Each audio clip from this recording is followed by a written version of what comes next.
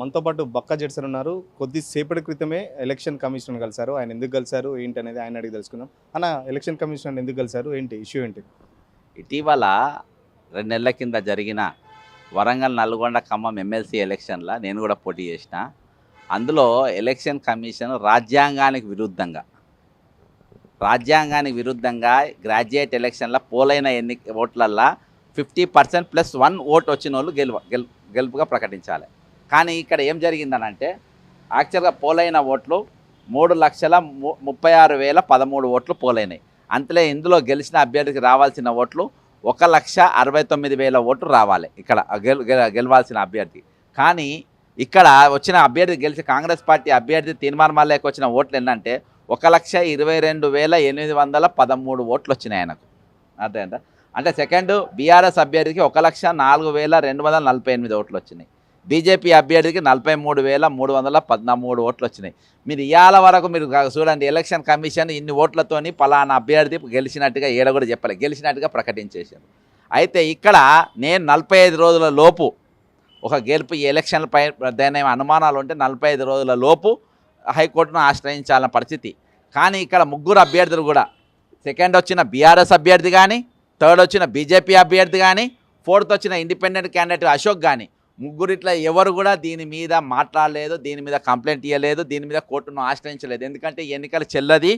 ఈ ఎన్నిక అవసరమైతే కౌంటింగ్ పైన రాకుంటే రీఎలక్షన్ పెట్టాలి, కానీ అక్కడ ఎక్కువ వచ్చిన ఓట్లు వచ్చిన అభ్యర్థికి పెట్టలేదు వీళ్ళు లేదు.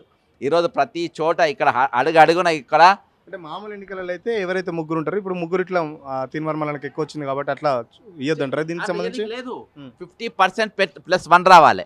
అందుకనే మొదటి ప్రాధాన్యత ఓటు, రెండో ప్రాధాన్యత, మూడో ప్రాధాన్యత అట్లా 52 మంది నిలబడ్డారు కాబట్టి 52 ప్రాధాన్యత ఓట్లు అన్నీ కూడా లెక్కేసుకొని ఆ ఓట్ల లెక్క ప్రకారం వీళ్ళు అభ్యర్థిని గెలిచినట్టుగా ప్రకటించాలి. ఈరోజు 3 పార్టీలకు కూడా ప్రధానమైన 3 ఇద్దరు పార్టీలు, అంతేకాకుండా ఈరోజు 52 మందిలలో ఏ ఒక్కరు కూడా దీని గురించి మాట్లాడకుండా, ముఖ్యంగా ముందొచ్చిన ముగ్గురు ఎవరు కూడా మాట్లాడకుండా, దీనిపైన న్యాయపరంగా కానీ లేకుంటే ఎలక్షన్ కమిషన్ కానీ కనీసం కంప్లైంట్ కూడా ఇవ్వకుండా ఈరోజు వాళ్ళందరూ కూడా కుమ్మక్కయినరు. ఎందుకనంటే గతంలో ఎన్నికలు మొత్తం ఫస్ట్కెళ్ళి కూడా లాస్ట్ వరకు పెద్ద కుట్ర జరిగింది.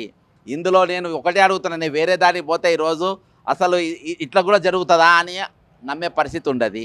కాబట్టి ఎలక్షన్ల ప్రక్రియ మొత్తం నడిపింది స్టేట్ ఆఫీసర్లు, స్టేట్ పోలీసు కావాలి ఉన్నది. లోపల చాలా తతంగం జరిగింది. జనరల్ ఎలక్షన్స్కి ఎమ్మెల్సీ ఎలక్షన్స్కి తేడా ఉంటుందా, లేకపోతే మీరు ఏం చెప్పదలుచుకున్నారు? ఇప్పుడు ఈ ఎలక్షన్ కౌంటింగ్ సంబంధించి 50%.1 అని చెప్తున్నారు కదా. గ్రాడ్యుయేట్ ఎలక్షన్స్ ఓన్లీ గ్రాడ్యుయేట్కి మాత్రం ఎట్లా ఉంటుంది? 50% ప్లస్ 1 రావాలి. గ్రాడ్యుయేట్ ఓట్లకు 50% ప్లస్ 1 రావాలి. అంటే పోలైన ఓట్లు ఎన్ని? పోలైన ఓట్లు 3,36,013 ఓట్లు వచ్చినాయి. ఇందులో 50% ప్లస్ 1 రావాలి. 50% ఎంత? 1,68,013 ఓట్లు అన్నట్టు. అయితే రాలే కాబట్టి ఎన్నికలే రద్దు చేయాలి. అసలు నువ్వు ఎట్లా ప్రకటిస్తావు? నువ్వు ఈరోజు అక్కడ ఉన్న హరిచందన గారు, ఒక రిటర్నింగ్ ఆఫీసర్ గారు, మొదటికి వెళ్ళి ఆమె అంతా నేను 45 రోజులు ఆగిన ఈ ముగ్గురట్లలో ఎవరన్నా ఒకరు మాట్లాడతారేమో అని, ఎవరో ఒకరు కేసు వేస్తారని నేను మౌనంగా ఉన్నా. వీళ్ళు ముగ్గురు కూడా మాట్లాడాలంటే వీళ్ళందరూ కానీ కుమ్మక్కయ్యారు. కౌంటింగ్ కాడ వీళ్ళు ఈ నలుగురే ఉండే. ఈ నలుగురు బేదాసారాలు నడిచినాయి. ఈ ముగ్గురు కూడా కామ్గా అయిపోయినాయి. ఇవాటి వరకు దీని గురించి మాట్లాడతలేరు. కాబట్టి నేను దీని మీద ఎలక్షన్ కమిషన్ ఈరోజు రాజ్యాంగాన్ని ఖూనీ చేసింది. ఎలక్షన్ కమిషన్ ఈ రాజ్యాంగాన్ని విరుద్ధంగా పనిచేసింది.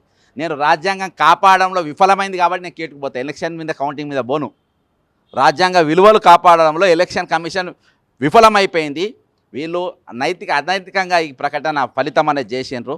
కాబట్టి ఈయన గెలవని అభ్యర్థిని గెలిచినట్టుగా వీళ్ళు ప్రకటించడం. ఇవాళ వారు వెబ్సైట్లో పెట్టమని దమ్ముంటే ఎలక్షన్ ఇవాళ వారు పెట్టలే, లేదు గెలిచినట్టు ప్రకటించమని వెబ్సైట్లో పెట్టలేదు. ఏడ కూడా వీళ్ళు డిక్లేర్ చేయలేదు సంతకం పెట్టి.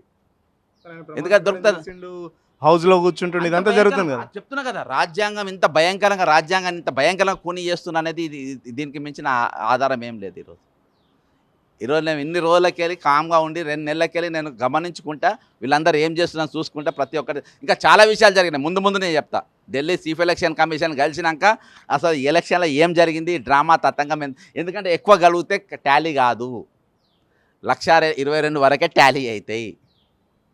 స్టేట్ ఎలక్షన్ కమిషన్ కలిసారు కదా, సార్ ఏమన్నారు? మీ ఇక్కడికి సంబంధించి స్టేట్ ఆఫీసర్లు ఏమన్నారు? ఇప్పుడు ప్రకటించిందే వాళ్ళే.